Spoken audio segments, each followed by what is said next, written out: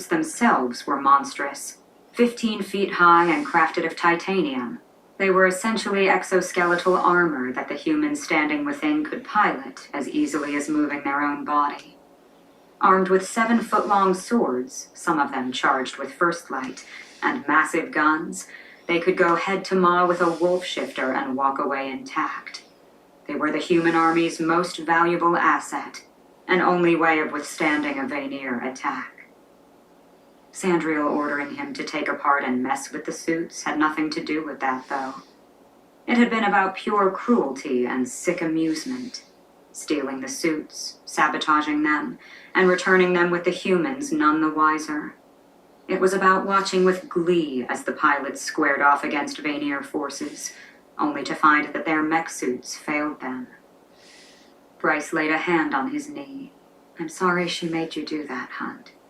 "So am I," Hunt said, exhaling deeply, as if it could somehow cleanse his soul. Bryce seemed to sense his need to shift the subject, because she suddenly asked, "What the hell are we going to do about Pollux and Baxian?" She threw him a wry look, drawing him out of the past, aside from pummeling them into tenderized meat. Hunt snorted, silently thanking Erd for bringing Bryce into his life. "We can only hope Celestina keeps them in line." "You don't sound so certain." "I spoke to her for 5 minutes before Pollux came in. It wasn't enough to make a judgment." "You don't sound so certain." "Isaiah and Naomi seem to like her." "You talked to them?" "On the way in. They're concerned about you," Hunt growled. "They should be concerned about those 2 psychopaths living here." "Hunt."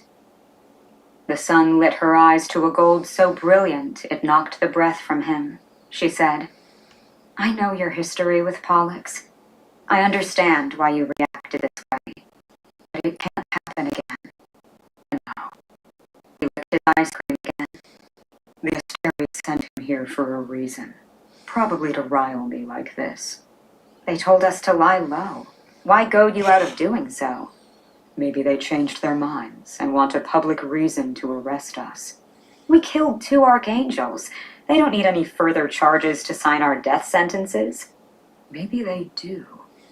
Maybe they worry we could get away with it if it went to trial. And a public trial would mean admitting our roles in Micah's and Sandriel's deaths." "I think the world could easily believe you killed an archangel.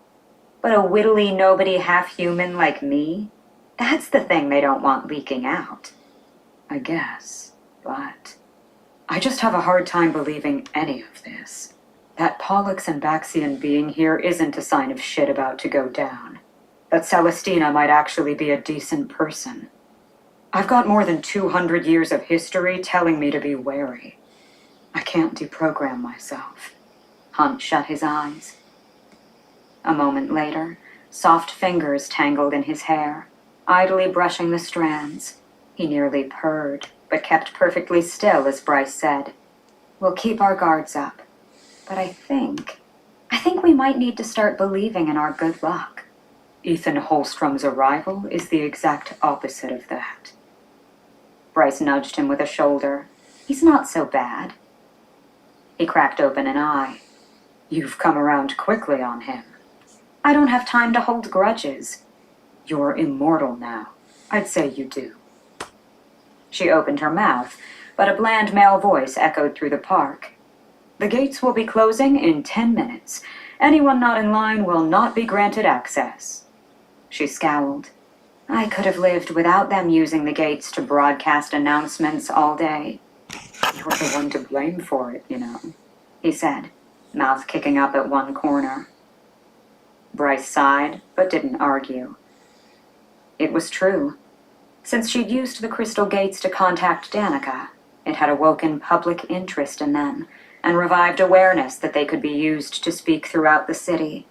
They were now mostly used to make announcements, ranging from the opening and closing times at the tourist sites to the occasional recording of an imperial announcement from Rigulus himself. Hunt hated those the most. "This is Rigulus, bright hand of the Asteri. We honor the fallen dead in beautiful Lunathian, and thank those who fought for their service."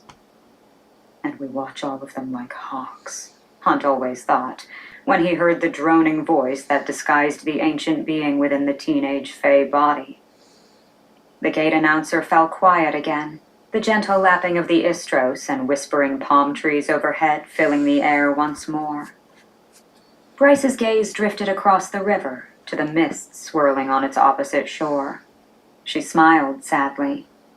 Do you think Lahaba is over there? I hope so. He'd never stop being grateful for what the Fire Sprite had done. I miss her, she said quietly.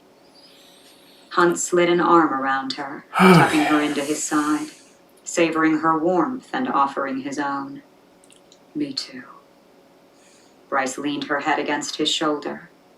I know Pollux is a monster, right then. And you have every reason in the world to want to kill him.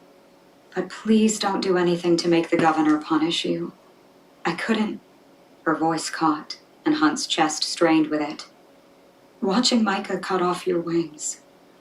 I can't see that again, Hunt, or any other horror she might invent for you. He ran a hand over her silken hair. I shouldn't have lost control like that. I'm sorry. You don't need to apologize. Not for this. Just be cautious. I will. She ate more of her ice cream, but didn't move. So Hunt did the same, careful not to drip into her hair.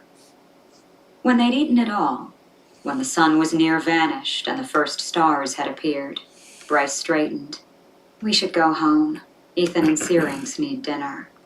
I'd suggest not telling Holstrom that you group him with your pet. Bryce chuckled, pulling away, and it was all Hunt could do to not reach for her. He'd decided to hell with it all when Bryce stiffened, her attention fixed on something beyond his wings. Hunt whirled, hand going to the knife at his thigh. He swore. This was not an opponent he could fight against. No one could. Let's go, Hunt murmured, folding a wing around her as the black boat neared the quay. A reaper stood atop it, clothed and veiled in billowing black that hid all indication of whether the reaper was male or female, old or young. Such things did not matter to reapers. Hunt's blood chilled to ice as the oarless, rudderless boat drifted right to the quay, utterly at odds with the elegant banners and flowers adorning every part of this city. The boat halted, as if invisible hands tied it to the concrete walkway. The reaper stepped out, moving so fluidly it was as if it walked on air. Bryce trembled beside him. The city around them had gone quiet. Even the insects had ceased their humming. No wind stirred the palms lining the quay. The banners hanging from the lampposts had ceased their flapping. The ornate flower wreaths seemed to wither and brown. But a phantom breeze fluttered the reaper's robes and trailing veil as it aimed for the small park beyond the quay and the streets past that. It did not look their way, did not halt. Reapers did not need to halt for anything, not even death. The Vanir might call themselves immortal, but they could die from trauma or sickness. Even the Asteri were killable. The Reapers, however, you could not kill what was already dead. The Reaper drifted by, silence rippling in its wake, and vanished into the city.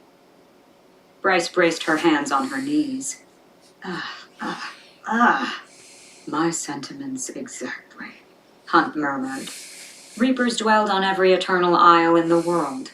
The Bone Quarter here, the catacombs in the Eternal City, the Summerlands in Avalon. Each of the sacred sleeping domains guarded by a fierce monarch. Hunt had never met the Underking of Lunathian, and hoped he never would. He had as little as possible to do with the Underking's Reapers, too. Half-lives, people called them.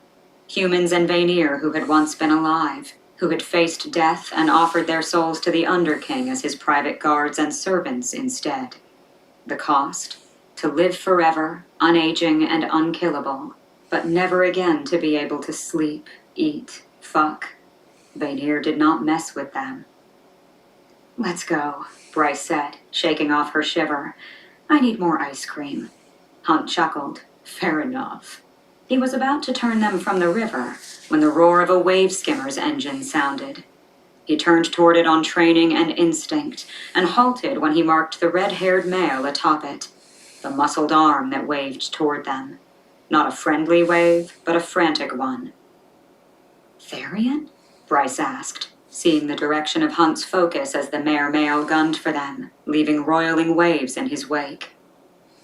It was the work of a moment to reach them, and Therian cut the engine and drifted for the key, keeping well away from the black boat tied nearby.